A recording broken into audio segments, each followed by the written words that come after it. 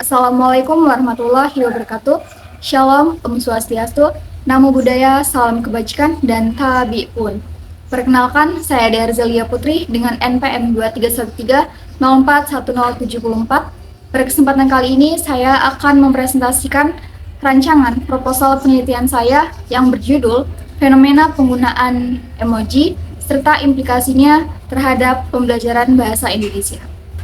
Baik, langsung saja kita mulai dari latar belakang. Sebagaimana sudah kita ketahui bahwa perkembangan teknologi digital saat ini telah menciptakan era baru dalam praktik berbahasa dalam lingkup media sosial seperti Instagram, TikTok, X atau Twitter, dan WhatsApp yang dapat menjadi ruang utama bagi generasi muda untuk berkomunikasi, berkreasi, dan mengekspresikan diri. Nah, saat ini penggunaan media sosial itu menunjukkan bahwa komunikasi digital tidak lagi bergantung pada bahasa verbal semata. Pengguna aktif media sosial semakin sering memanfaatkan simbol visual, khususnya pada penggunaan emoji, untuk mengekspresikan emosi, sikap, dan maksud tertentu secara singkat dan efisien. Nah, kehadiran emoji ini menjadikan pesan digital lebih ekspresif tanpa memerlukan penjelasan yang panjang lebar.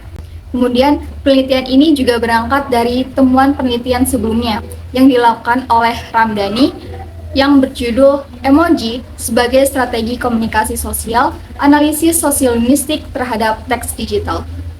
Nah, dalam penelitian tersebut memandang emoji sebagai sarana untuk memperjelas maksud tuturan berbasis teks dan makna emoji yang dianalisis berdasarkan representasi visualnya atau makna literal. Namun, terdapat research gap atau novelty antara penelitian tersebut dengan penelitian saya pada fenomena yang sedang berkembang saat ini. Nah, dalam praktik komunikasi digital, terutama pada media sosial manapun, serta ruang percakapan daring lainnya, penggunaan emoji mengalami pergeseran makna. Banyak emoji yang tidak lagi digunakan sesuai dengan makna umum atau literalnya, melainkan dimaknai secara kontekstual sesuai faktor sosial serta situasi komunikasi tertentu. Kemudian selain itu, penelitian sebelumnya juga mengkaji dengan kacamata sosiolinguistik, sedangkan penelitian ini akan mengkaji dengan perspektif sosiopragmatik untuk memahami bagaimana emoji itu berfungsi tidak hanya sebagai penanda emosi, tetapi juga sebagai strategi dalam menjaga hubungan, membangun keakraban, serta mengelola kesantunan dalam interaksi digital. Fenomena penggunaan emoji dalam interaksi digital ini juga memiliki implikasi yang penting bagi pembelajaran bahasa Indonesia baik pada jenjang SMP maupun SMA. Di sekolah, murid tidak lagi hanya berhadapan dengan teks konvensional, tetapi juga teks-teks digital yang bersifat multimodal dan memadukan unsur verbal serta visualnya. Nah, maka dari itu, upaya adanya penelitian ini adalah untuk memahami bagaimana emoji mengalami perubahan makna berdasarkan konteks tuturannya, serta mengungkap fungsi komunikatifnya dalam interaksi digital. Sekaligus, dengan adanya penelitian ini juga dapat melihat relevansinya bagi pembelajaran bahasa Indonesia masa kini. Baik, di sini terdapat 3 rumusan masalah yang akan dijawab dalam penelitian ini. Yang pertama adalah bagaimana makna pragmatik yang muncul dari penggunaan emoji tersebut berdasarkan konteks tuturan. Lalu rumusan masalah yang kedua adalah fungsi komunikatif apa saja yang dapat dihasilkan dari penggunaan emoji tersebut dalam interaksi digital. Lalu yang ketiga adalah bagaimana implikasi fenomena penggunaan emoji tersebut terhadap pembelajaran bahasa Indonesia. Lalu untuk tujuan penelitiannya, yang pertama adalah untuk menganalisis makna pragmatik emoji tersebut sesuai konteks tuturan dalam interaksi digital. Lalu yang kedua, untuk mengidentifikasi fungsi komunikatif emoji dalam komentar maupun percakapan daring. Lalu tujuan yang ketiga adalah untuk menjelaskan implikasi fenomena tersebut terhadap pembelajaran bahasa Indonesia. Untuk penelitian ini juga memiliki beberapa manfaat. Untuk manfaat teoritisnya, penelitian ini diharapkan dapat memberikan kontribusi terhadap pengembangan kajian pragmatik dan sosiolinguistik digital, khususnya terkait fungsi emoji dalam komunikasi berbasis teks. Untuk manfaat praktisnya, yang pertama adalah bagi pendidik, Penelitian ini diharapkan dapat bermanfaat sebagai referensi dalam merancang pembelajaran bahasa Indonesia yang relevan dengan kehidupan murid. Yang kedua, bagi murid, hasil penelitian ini diharapkan dapat membantu murid memahami bahwa bahasa digital itu tidak hanya menuntut kemampuan membaca teks, tapi juga kemampuan menafsirkan simbol visual dan konteks sosial. Untuk manfaat yang ketiga, bagi peneliti dan akademisi, penelitian ini diharapkan dapat menjadi referensi dalam penelitian lanjutan mengenai linguistik digital, multimodalitas, dan komunikasi daring. Lalu manfaat yang terakhir bagi pengguna media sosial. Penelitian ini diharapkan dapat meningkatkan kesadaran akan penggunaan emoji sebagai penanda sikap, kesopanan, dan interpretasi makna. Secara teoritis, pragmatik mempelajari bagaimana bahasa digunakan untuk mencapai tujuan komunikasi dalam konteks tertentu. Sementara sosiolinguistik mempelajari hubungan antara bahasa dan masyarakat, termasuk bagaimana faktor sosial dapat mempengaruhi pilihan bahasa. Dengan demikian, sosiopragmatik muncul sebagai pendekatan untuk memahami bagaimana penutur menyesuaikan strategi linguistiknya dengan aturan sosial yang berlaku agar komunikasi berlangsung efektif dan sesuai norma kesantunan. Kemudian, menurut Lee, pada tahun 1974 mengidentifikasi 5 fungsi komunikatif utama bahasa yang secara luas diakui dalam linguistik sebagai cara utama bahasa sebagai komunikasi. Untuk fungsi yang pertama adalah fungsi informatif. Nah, fungsi ini melibatkan penyampaian informasi dan bertujuan untuk memberi informasi kepada pendengar atau pembaca.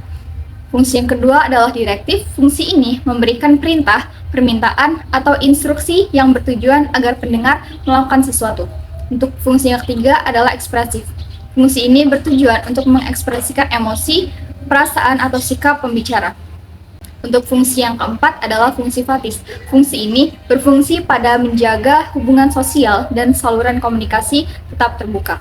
Lalu fungsi yang terakhir adalah fungsi puitis. Fungsi ini berpusat pada bentuk dan keindahan bahasa itu sendiri. Nah, fungsi ini sering ditemukan dalam teks sastra.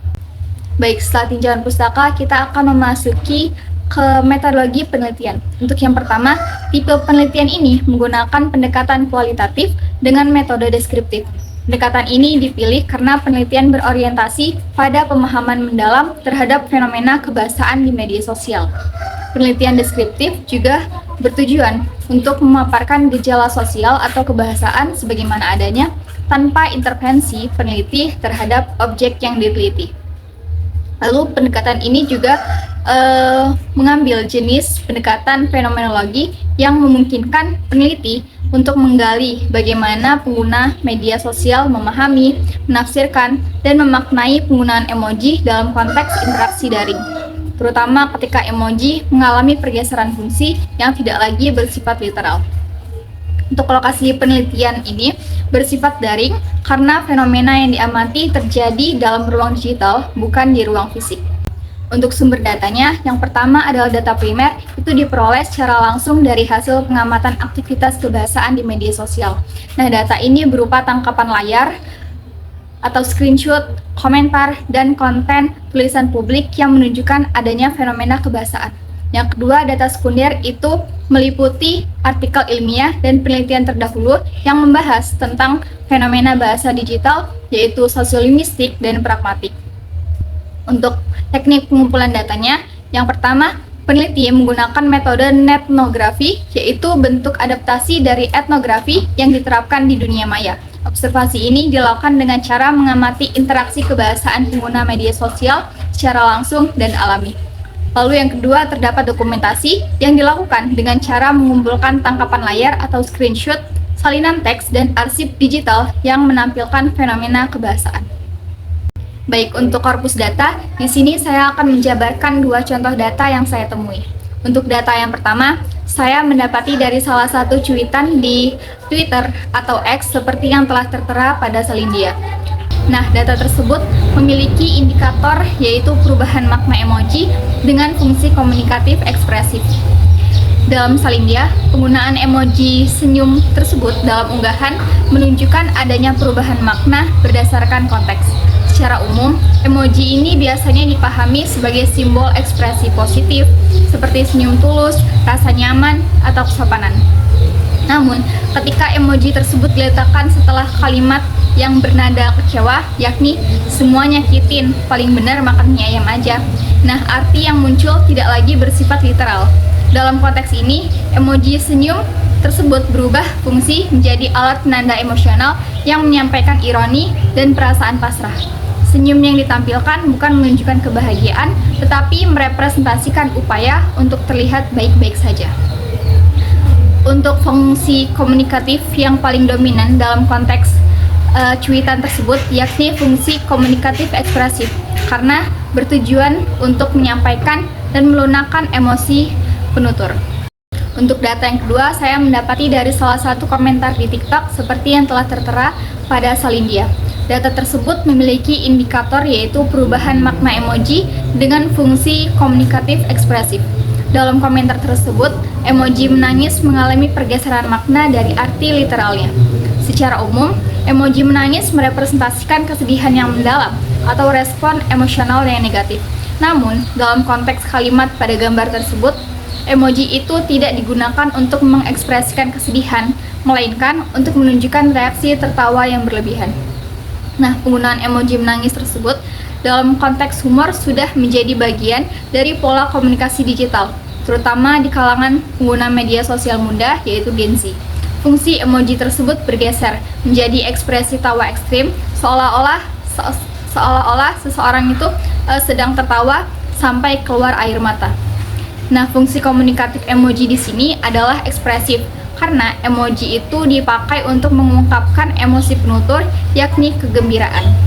Baik, untuk teknik analisis data, yang pertama adalah reduksi data. Data yang telah terkumpul dari observasi dan dokumentasi itu diseleksi dan dikelompokkan. Lalu untuk penyajian data, setelah data tersebut direduksi, data disusun dalam bentuk tabel, kutipan teks unggahan, dan uraian naratif agar lebih mudah dianalisis. Lalu yang terakhir, penarikan kesimpulan dan verifikasi. Teliti menafsirkan data untuk menemukan pola, makna, dan hubungan antar unsur kebahasaan. Kemudian untuk keabsahan data, dalam menjamin keabsahan dan validitas temuan, peneliti menggunakan beberapa teknik pemeriksaan keabsahan data. Yang pertama adalah triangulasi sumber, yakni membandingkan hasil observasi dengan dokumentasi untuk memastikan konsistensi temuan. Lalu yang kedua, triangulasi metode, yaitu penggunaan beberapa teknik pengumpulan data untuk meminimalkan bias. Lalu yang ketiga adalah member check, yaitu mengonfirmasi hasil interpretasi kepada informan untuk memastikan kebenaran makna yang disampaikan. Lalu yang terakhir adalah peer debriefing, yakni diskusi dengan dosen pembimbing atau rekan sejawat guna memperoleh masukan kritis dan memperkuat objektivitas interpretasi. Baik, sekian presentasi rancangan proposal penelitian saya. Saya ucapkan terima kasih. Wassalamualaikum warahmatullahi wabarakatuh.